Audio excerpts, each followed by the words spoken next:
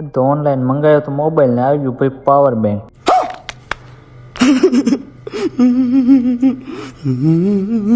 Time હતો ને આપણે આ જવાનું હતું રાપર અને અહીંયા જો આપણે આ ટેપ છે ને 24 કલાક ઊંડા ચાલુ જોયો.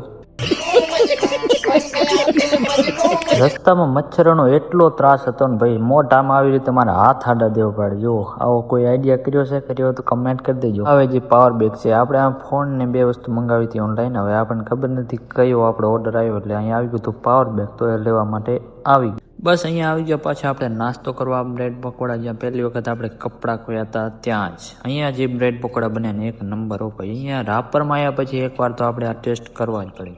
ત્યાંથી સીધા આપણે આવી ગયા અહીંયા ભાઈ ઠંડુ પીવા માટે ફ્રૂટ બિયર. જે આ ભાઈ પાતો તો આપણે અશ્વિન. હવે કે હું પાવશો મારા સામે કેમેરો કરીને બતાવી દે પબ્લિકને. 15 રૂપિયાની વસ્તુ પાઈને હવે એનું મોઢું બતાવવાનું. હાલો જોઈ લો આને પાઈ દીધું તો બસ. હાલો અહીંયાથી આપણું લગભગ રાપરનું કામ આજ થઈ ગયું પૂરું ને 8 સાડા 8 જેવું થઈ ગયું હતું ને હવે આપણે જવાનું હતું ઘરે. ત્રણે નીકળી પડ્યા ઘરે જવા માટે.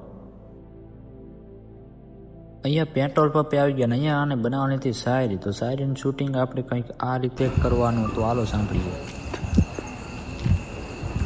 બલિદાન બધાએ દીધું જ છે. ઘણાએ માથા દીધા તો અમુકના માથા વગરના ધડ લડ્યા છે. કોઈકને પેઢી દર પેઢી તો અમુકને પોતાનાને ખોઈને મળ્યું છે. ડાયલોગ એની આઈડીમાં જઈને તમે જોઈ લેજો. બાકી મળીએ નવા વ્લોગમાં. ફોલો કરવાનું ભૂલતા નહીં.